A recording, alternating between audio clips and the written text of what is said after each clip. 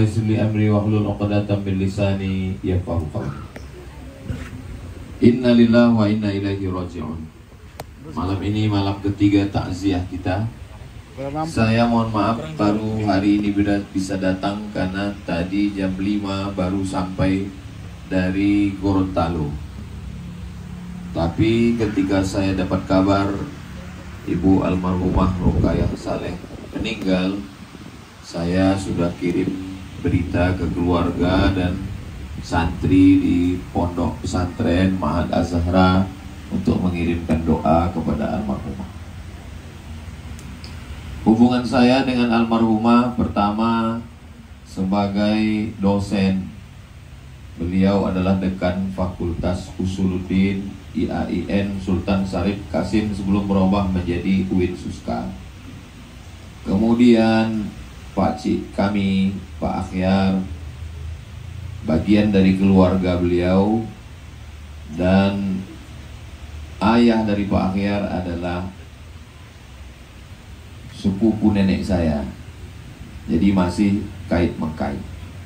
Lalu kemudian ketika saya awal-awal sampai ke Pekanbaru ini, saya tausiah di Masjid Al-Falah. Ketika itu di Al-Falah ada satu masalah dan kami sama-sama menyelesaikannya dengan Bapak Zulkifli Saleh yang juga bagian dari keluarga beliau. Menantu Pak Zulkifli juga adalah sahabat kami, Pak Al-Mahmud. Kemudian pula ketika kami mendirikan Yayasan Tabung Wakaf Umat, kami juga disupport oleh Pak siapa?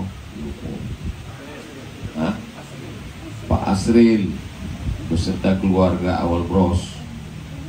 Jadi memang sudah kait-mengkait lah. Kata orang Melayu, ada bau serai, ada bau kemangi. Di samping diikat dengan ikatan sama-sama Muslim, orang beriman, tak pun ada ikatan ini, kita tetap juga datang. Ini saya ceritakan supaya tersambung silaturahim kita insya Allah. Amin ya rabbal alamin. Beberapa bulan yang lalu Pak Akhyar mengatakan bahwa Ibu Hajah Rukayah Saleh almarhumah mau menjenguk saya ke pondok. Saya tahu beliau sudah usia senja, sementara ke Rimau Panjang sana jauh, kilometer 19. Tapi katanya beliau mau datang juga. Iyalah, saya bilang, biarlah saya datang ke rumah. Katanya beliau mau datang. Katanya beliau mau menengok pondok. Saya bawa ke pondok, saya tunjukkan ini kelasnya, ini asramanya. Kata beliau, saya mau bekal untuk akhirat. Mau nanti naik perahu sampan Nabi Nuh, selamat dari tenggelam. Saya Bu tidak pernah seumur-umur membawa proposal, membawa permohonan kepada orang kaya di Riau ini atau di luar, kepada pejabat, tak pernah sekalipun. Saya tak mau dekat saya dengan Ibu karena saya mau sesuatu. Ibu tengok sendiri, kalau ada Ibu mau bantu, Ibu transfer sendiri, saya tak tahu angkanya berapa. Supaya hubungan kita tetap baik, supaya tak rusak hati saya dan tak rusak hati Ibu. Setelah itu beliau pun bantu. Lalu kemudian saya datang menjenguk beliau ke sini satu kali saat beliau sakit, membacakan doa. Dan saya kirimkan juga voicemail. Ada niat saya beberapa kali mau datang menjenguk, bahkan sudah dekat. Saya balik lagi ke rumah. Takut saya datang itu karena saya ada kepentingan. Takut saya tidak takut cakap orang, takut saya hati saya. Dalam kaidah fikih Darul Mafasid muqaddam ala jalbil masalih. Menolak mudarat lebih utama daripada mengambil manfaat. Manfaatnya kalau saya datang saya bersilaturahim, tapi mudaratnya tak baik, maka lebih baik saya mendoakan dari jauh. Itulah kenapa saya datang ke rumah ini hanya sekali saja, karena permintaan beliau. Ada penyesalan dalam hati, ya, tapi insya Allah, Allah lah menilai yang baik. Saya bersaksi di hadapan Allah bahwa almarhumah orang baik. Dalam Islam diajarkan kalau ada orang baik kita bersaksi, karena Nabi pernah lewat Lalu Nabi melihat ada orang mengatakan ini orang baik. Lalu Nabi mengatakan antum syuhadaullah alal ard. Kalian semua adalah saksi-saksi Allah di atas muka bumi. Dari mana bukti beliau orang baik? Gambar saya dengan almarhumah itu saya posting. Kemudian sampai hari ini orang yang mendoakan beliau, yang mengirimkan Al-Fatihah,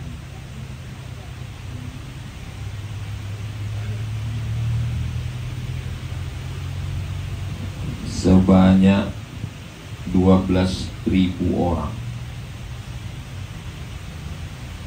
Kita tak tahu. Saya bilang kirimkan Al-Fatihah. 12.000 orang yang melihat, yang menyatakan, membacakan Al-Fatihah. Kemudian orang yang memberikan komentar, yang mendoakan Allahumma ighfir lahu, sebanyak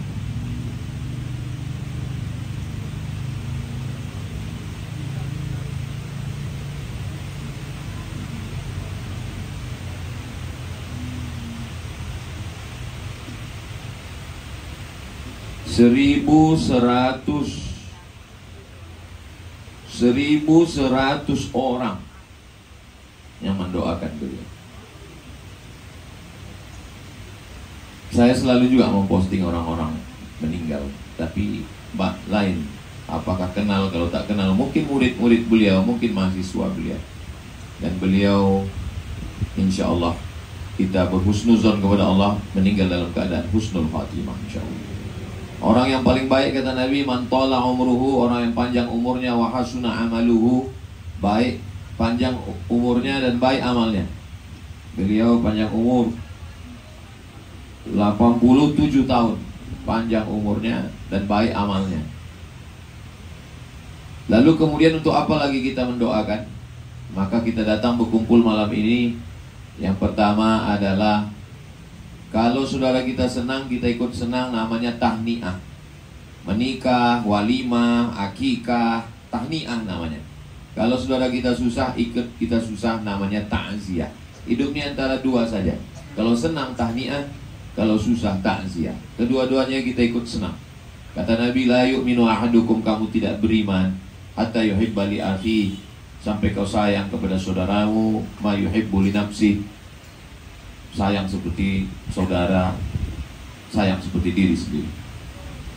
Maka malam ini kita berkumpul dalam rangka ta'ziyah. Saya setiap ada keluarga yang meninggal, saya datang, saya ikut. Terakhir Mak Tengku Dedi, saya ikut menguburkan, membacakan talqin. Tapi memang bukan jadwal saya sedang di Pekanbaru. Itulah kenapa pada malam ketiga saya baru bisa datang. Setelah meninggal dunia, apa yang bisa kita kirimkan untuk almarhumah? Yang pertama yang kita kirimkan adalah doa. Tentang masalah doa ini tidak ada ikhtilaf antar mazhab. Paling tua mazhab Hanafi, nomor 2 mazhab Maliki, nomor 3 mazhab Syafi'i, nomor 4 mazhab Hambali. Keempat-empat mazhab semuanya sepakat bahwa doa sampai untuk almarhumah. Walaupun kita bukan anak kandungnya, walaupun bukan cucunya, walaupun tak ada hubungan darah, doa sampai. Maka semua kita mendoakan.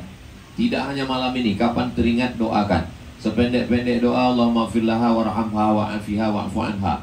Mau lebih panjang lagi, wa akrim nuzulaha wa wasi' madkhalaha wa ghsilha bil ma'i wa thalji wal barad wa naqtiha minal khataya kama yunqqa thawbul abyadu minad danas wa abdilha daran khairan min dariha wa lan khairan min ahliha wa qiha min fitnatil qabri wa 'adzabin nar. Allahumma la tahrimna ajraha wa la taftinna ba'daha wa ighfir lana wa laha.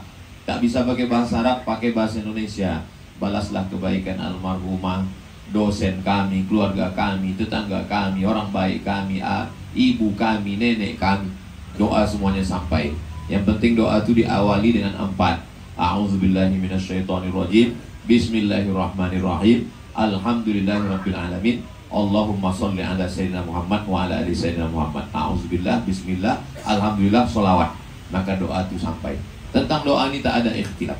Dalilnya kata Nabi kepada istrinya Sayyidatuna Aisyah, kalau lewat di kubur Baqi, jangan mulut diam, bacakan doa.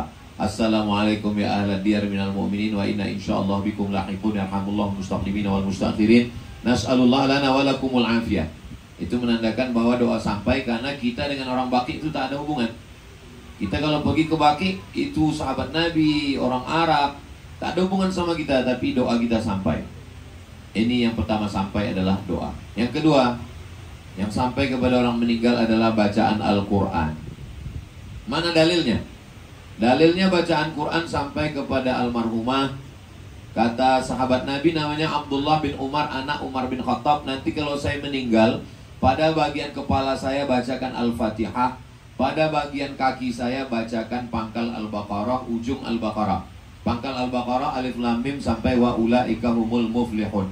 Ujung Al-Baqarah lillahi ma fis samawati sampai habis 3 ayat terakhir. Itulah kenapa kalau malam tahlil dibaca pangkal Al-Baqarah, ayat kursi, dan ujung Al-Baqarah, ujung ayat kursi. Bisa dilihat dalam kitab Ar-Ruh, ditulis oleh Imam Ibnu Qayyim Al-Jauziyah, murid Imam Ibnu Taimiyah, yang selama ini melarang-larang katanya baca Quran tak sampai, baca Quran tak sampai, itu Salafi. Sedangkan induk Salafi itu Ibnu Taimiyah. Ibnu Taimiyah mengatakan sampai bacaan Quran. Murid Ibnu Taimiyah namanya Ibnu Qayyim Al-Jauziyah, murid kitab Ar-Ruh, kata dia dalam kitab Ar-Ruh, bacaan Quran sampai pada orang meninggal dunia. Bagaimana dengan Imam Syafi'i, imam kita, imam mazhab kita? Kata Imam Syafi'i, wa in khatimul Qur'ana kullahu kana hasanan. Seelok-eloknya, sebagus-bagusnya dikhatamkan sekhatam Quran 30 juz. Dibagi 1 juz itu 1 anak, 1 cucu, 1 menantu, 1 kawan, khatamkan 30 orang, 30 juz. Atau kalau sanggup 1 orang 1 khatam, bagus. Kalau tak sanggup bagi 30. Kemarin saya sudah bagi kepada santri 60 santri. 1 santri setengah juz, dan sudah mereka khatamkan 30 juz. Mengamalkan ucapan Imam Syafi'i dalam kitab Riyadhus Shalihin min kalami Sayyidil Mursalin, diriwayatkan oleh Imam An-Nawawi, wa in khatimul Qur'ana, yang seelok-elok sebagusnya adalah dikhatamkan sekhatam Al-Quran. Tak sanggup sekhatam Quran, baca Fatihah, Qul huwallahu 3 kali, Al-Falaq sekali, An-Nas sekali, pangkal Al-Baqarah sampai ulaikumul muflihun, ayat kursi, ujung Al-Baqarah, lalu kemudian ditutup dengan Al-Fatihah sekali lagi. Tak juga sanggup membaca sebanyak itu, membaca surat Yasin. Karena Yasin itu kata Nabi, inna likulli syai'in qalban, segala sesuatu punya hati, wa qalbul Quran Yasin, hatinya Al-Quran adalah surah Yasin. Karena hatinya Quran itu, jantungnya Quran itu surah Yasin. Tak sanggup membaca surat Yasin, jurus yang terakhir setiap ingat almarhumah, untuk Ibunda Hajah Rukayah Saleh, Al-Fatihah. A'udzu billahi minasyaitonir rajim. Bismillahirrahmanirrahim. Alhamdulillahirabbil alamin. Arrahmanir rahim. Maliki yaumiddin. Iyyaka na'budu wa iyyaka nasta'in. Ihdinas shiratal mustaqim. Shiratal ladzina an'amta 'alaihim ghairil maghdubi 'alaihim waladdallin. Amin. Setiap ingat baca. 10 kali ingat, 10 kali baca. 100 kali ingat, 100 kali baca. Saya sampai hari ini, kalau ingat saya emak saya, asal ingat saya baca. Saya baru pergi dari Gorontalo, diajak kawan-kawan ke laut menengok ikan. Kalaulah hiduplah mak ni lagi, langsung teringat untuk menghilangkan itu.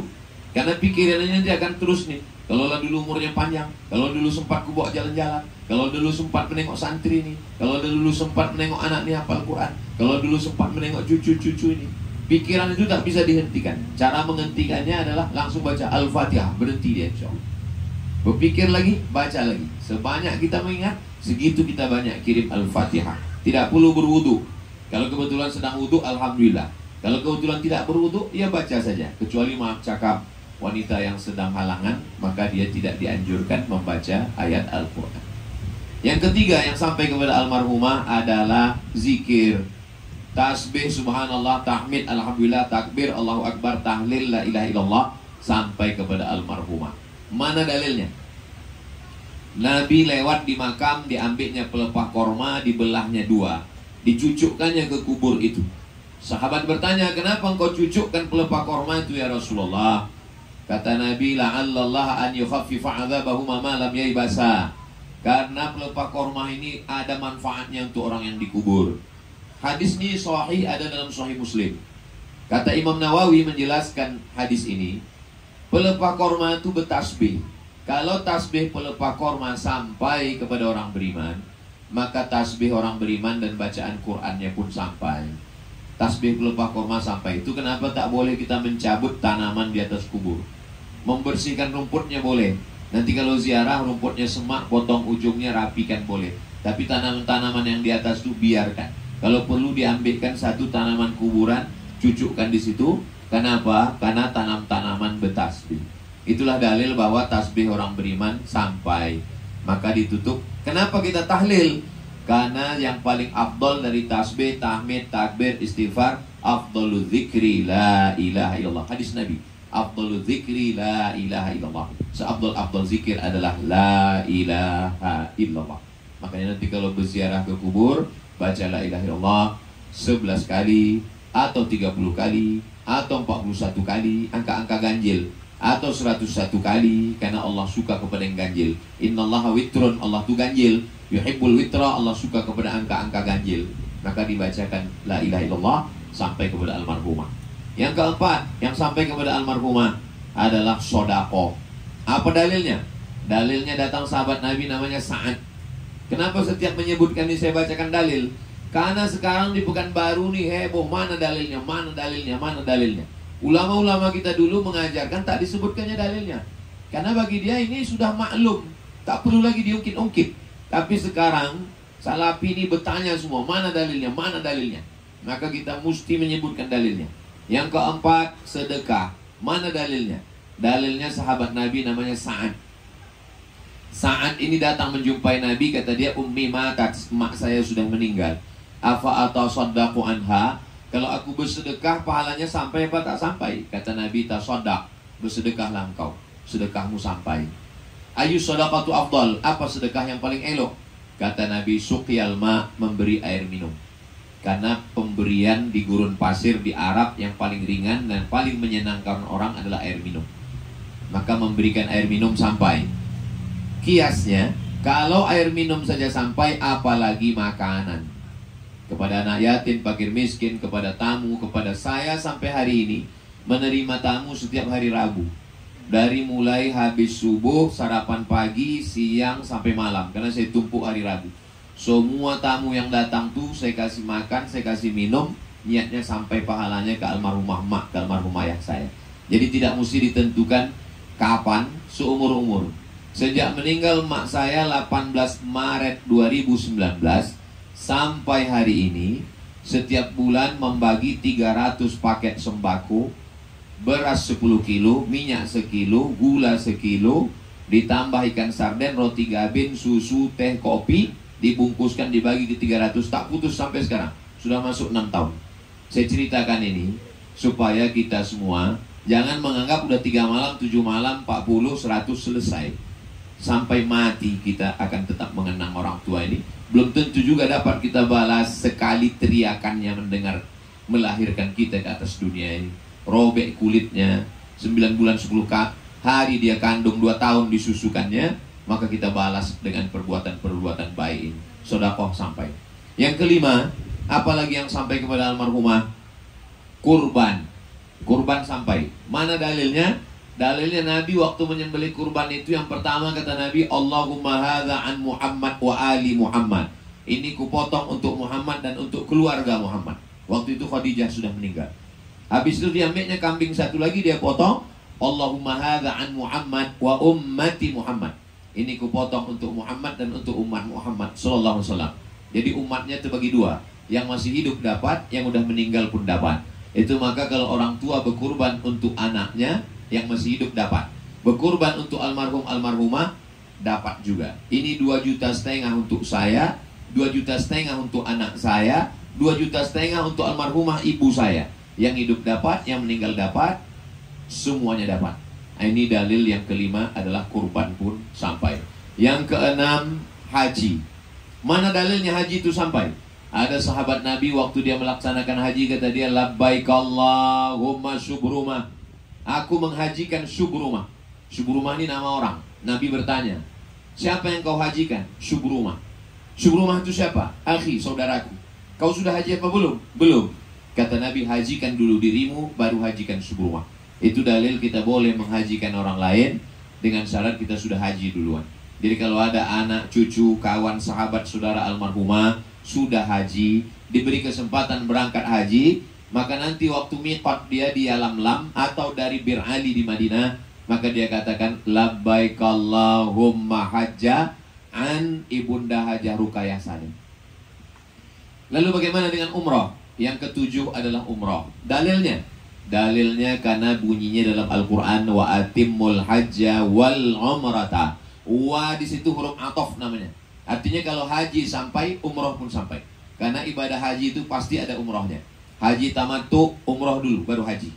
Haji qiran sejalan antara haji dengan umrah. Haji ifrad, haji dulu baru umrah. Maka ketiga-tiga cara ibadah haji ada umrahnya, maka hajinya sampai, umrahnya pun sampai. Maka nanti anak almarhumah, menantu, cucu, setelah umrah pertama, yang kedua itu nanti ada umrah sunat yang kedua, ketiga, berangkat lagi nanti ke Ji'ronah atau ke Tan'im, maka dari situ berniat labbaik Allahumma umrah an Ibunda Hajah Ruqayyah Saleh lillahi ta'ala. Maka insya Allah umrahnya sampai. Berikutnya yang ke-8, apalagi yang sampai? Yang sampai yang ke-8 adalah puasa. Dalilnya mana? Dalilnya hadisnya sahih, disebutkan oleh Imam As-San'ani dalam Subulus Salam, Syarah Bulughul Maram. Tidak ada ikhtilaf antar ulama bahwa puasa sampai.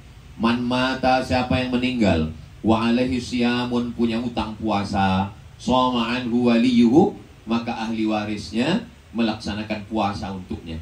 Jadi anak-anak almarhumah tengok catatan baik anak laki, anak perempuan. Saya laki-laki, emak saya perempuan, boleh saya melaksanakan puasa untuknya. Dulu almarhumah ini saya tanya, banyak puasa emak tinggal waktu mengandungkan saya. Iya, karena waktu mengandung kau aku sakit-sakit 30 hari aku tak puasa. Jadi saya minta beliau, kalau sanggup puasa, puasalah. Kalau tak sanggup, aku menggantikannya. Kata beliau sanggup puasa, beliau puasa Senin, Kamis. Ibu-ibu yang banyak tinggal puasanya, cara mengqadha'nya puasa hari Senin dan hari Kamis, tapi niatnya bukan niat puasa sunat, niatnya puasa qadha. Malam ini makan sahur, saya niat puasa qadha besok hari. Otomatis dapat 2. Puasa wajibnya qadha dapat, dan puasa sunatnya dapat. Kalau dia puasa 3 hari Ayyamul Bait 13, 14, 15, maka otomatis dia dapat 2 juga. Qadha-nya dapat dan dapat. Kalau dia puasa 6 hari di bulan Syawal, puasa 6, otomatis dia dapat juga. Jadi almarhumah mak saya puasa sunat tak tinggal sampai habis hutangnya itu. Jadi bagi yang ada hutang puasa, kalau tidak tahu berapa perhitungannya, diagak-agak menurut prediksi angka yang tertinggi. Maka mana yang tertinggi itu yang dilaksanakan. Mengandung anak pertama 30 hari. Menyusukan anak 2 tahun 30 hari. Menyusukan tahun kedua 30 hari. Berarti satu anak utangnya 90 hari. Itu diqadha dengan Senin Kamis setahun lunas. Karena 8 hari 10 bulan 80 hari. 11 bulan 88 hari tambah 2 hari 90 hari lunas setahun. Nah, jadi tidak ada alasan untuk tidak mengqadha puasa. Tapi kalau kita bongkar-bongkar lemarinya, dapat catatannya bahwa ada tinggal puasanya, dibagi kepada ahli waris, dilaksanakan puasa 30 hari, dibagi kepada anak 10-10 atau kepada cucunya, maka tergantilah puasa yang ditinggalkan itu. Begitulah menurut para ulama. Yang saya sampaikan ini tak ada dari kepala saya, semuanya yang saya bacakan dari para ulama, karena ini adalah amalan-amalan ulama ahli sunnah wal jamaah. Adapun masalah hadis yang mengatakan izamata ibnu Adam, di mana-mana disampaikan Ustadz izamata ibnu Adam. Yang betul bunyinya bukan izamata ibnu Adam. Yang ada dalam Sahih Muslim izamatal insan. Ibnu Adam itu yang ada dalam hadis bunyinya izamatal insan. Ya tapi insan kan ibnu Adam, betul. Tapi yang ada dalam hadis itu izamatal insan. Kalau insan manusia mati, inqata'a amaluhu, putus amalnya. Banyak orang memahami hadis ini, amalnya udah putus, tak usah dikirim yasin lagi. Amalnya sudah putus, tak usah lagi dikirim tahlil. Amalnya udah putus, tak usah lagi dibuat takziah. Bukan begitu memahami hadis ini. Hadis ini cara memahaminya izamatal insan, kalau manusia meninggal, inqata'a amaluhu, amal dia putus. Kalau Abdul Somad meninggal, amal Abdul Somad putus. Bukan amal orang hidup ini putus. Hadisnya sahih. Yang menyampaikan itu tak paham hadis itu. Idza matal insan, kalau manusia mati, kalau Abdul Somad mati, meninggal dunia, in qata'a amaluhu, hu-nya itu balik kepada Abdul Somad yang meninggal, bukan kepada yang hidup. In qata'a amaluhu, maka putuslah amal Abdul Somad. Amal saya putus. Adapun amal orang hidup tetap mengalir kepada orang yang meninggal dunia. Kalaulah amal orang hidup ini putus, tak sampai kepada yang meninggal, maka batallah semua hadis-hadis yang kita baca tadi. Tidak mungkin hadis kontradiktif padahal nabinya satu.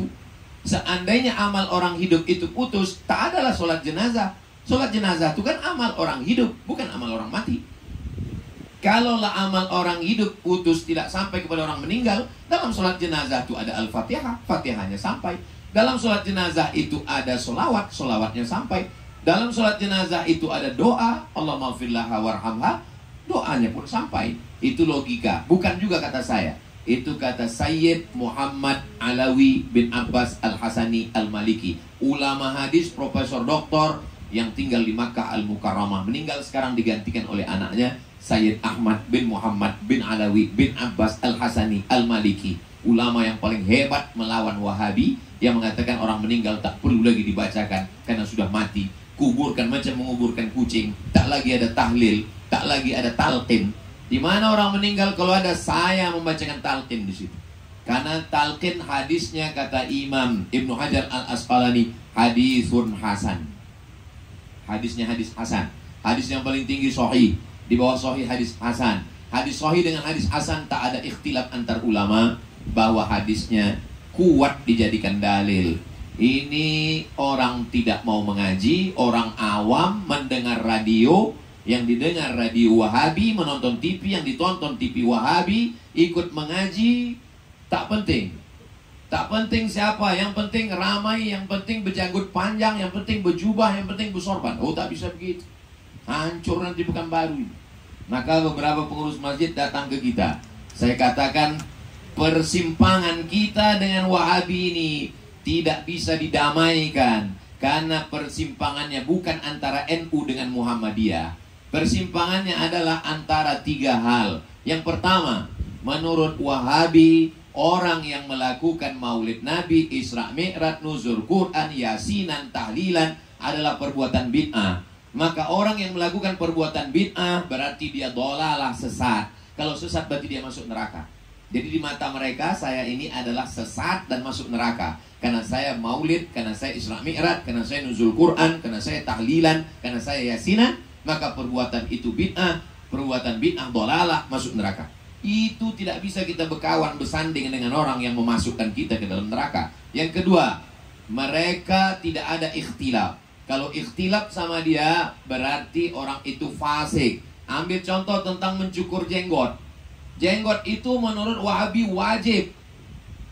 Kalau mencukur jenggot berarti haram. Maka orang yang mencukur jenggot setiap hari berarti dia melakukan perbuatan haram, haram, haram.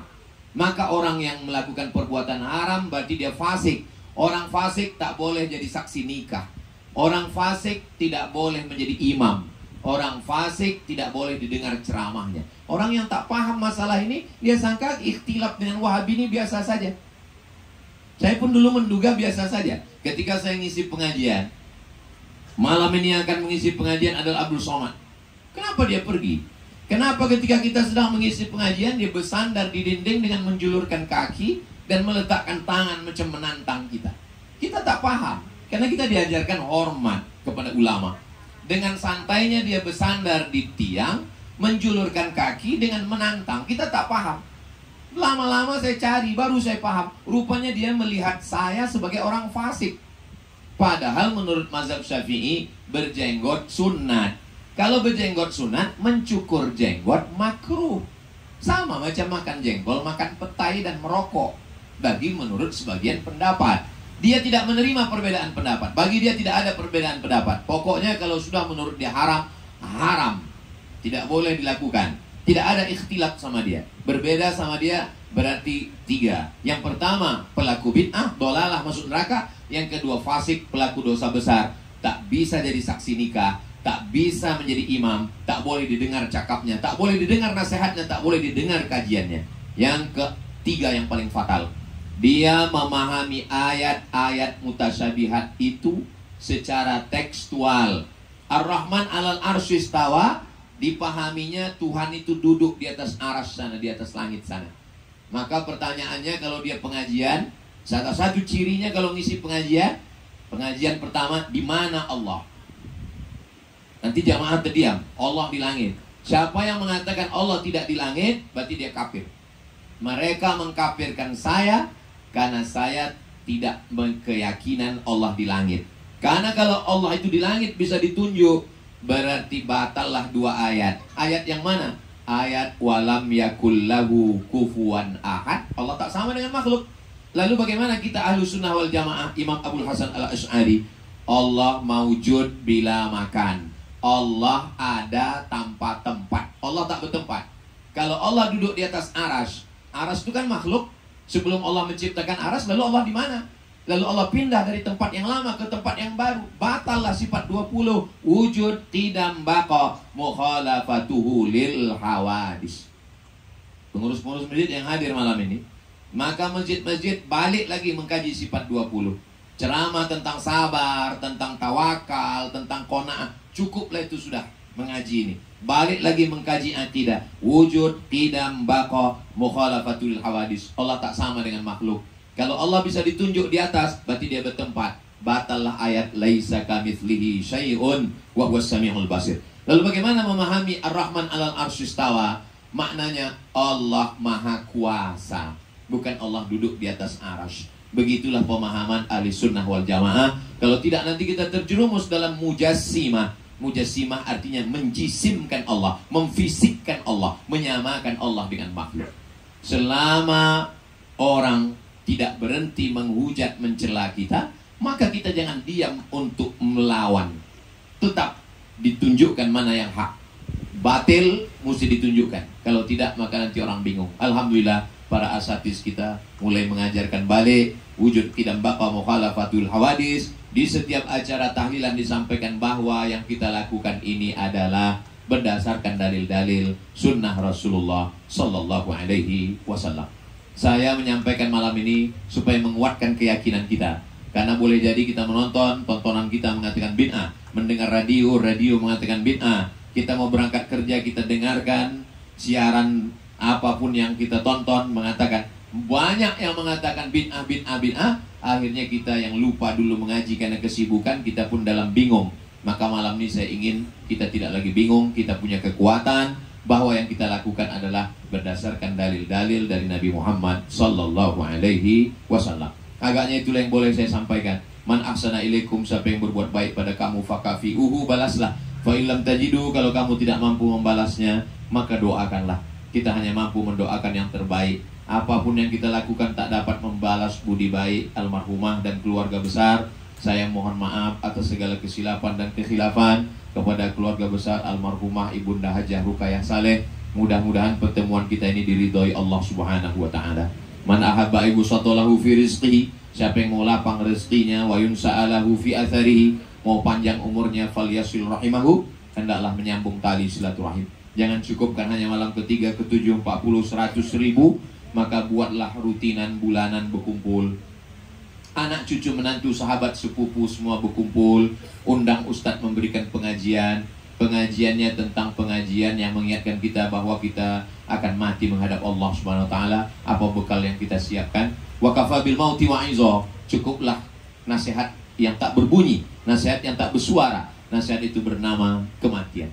Saya dalam 1 bulan mewajibkan diri saya untuk datang melihat jamaah yang meninggal, mengantar ke liang lahat, menengok tali yang dibuka, mengajarkan bahwa hidung mesti ditempelkan ke dinding liang lahat, membacakan talqin untuk mengajarkan, menyadarkan saya bahwa kita semua, bahwa saya pribadi jangan hanya pandai bercakap, berceramah, bahwa saya pun juga akan mati menghadap Allah Subhanahu wa ta'ala. Agaknya itulah yang boleh saya sampaikan pada kesempatan yang baik dan mulia ini. Sekali lagi 10 jari 11 dengan kepala mengucap maaf kepada hadirin hadirat yang bertakziah pada malam hari ini. Aqulu qauli hadza astaghfirullah li wa lakum, untuk almarhumah Ibunda Hajah Rukayah Saleh, untuk orang-orang tua yang sudah mendahului kita, guru-guru kita, keluarga besar. Ala hazihin niyah. Al-Fatihah. A'udzubillahi minasyaitonir rajim. Bismillahirrahmanirrahim. Alhamdulillahirabbil alamin. Ar-Rahmanir Rahim, Maliki Yaumiddin, Iyyaka na'budu wa iyyaka nasta'in, Ihdinas siratal mustaqim, siratal ladzina an'amta 'alaihim ghairil maghdubi 'alaihim waladdallin. Amin. Allahumma shalli ala sayyidina Muhammad wa ala ali sayyidina Muhammad. Allahumma anzilir rahmata was salamata wal barakata ala hadhil jamaah. Ya Allah, turunkanlah keselamatan, kerahmatan, keberkahan kepada seluruh jamaah takziah yang hadir malam ini. Barik lana fi arzaqina, berikan berkah pada rezeki kami. Barik lana fi umurina, berikan berkah pada usia kami. Barik lana fi ahlina wa auladina, berikan berkah pada keluarga dan anak-anak kami. Wa barik lana fi kulli ma a'taitana, berikan berkah pada semua nikmat yang Kau titipkan pada kami.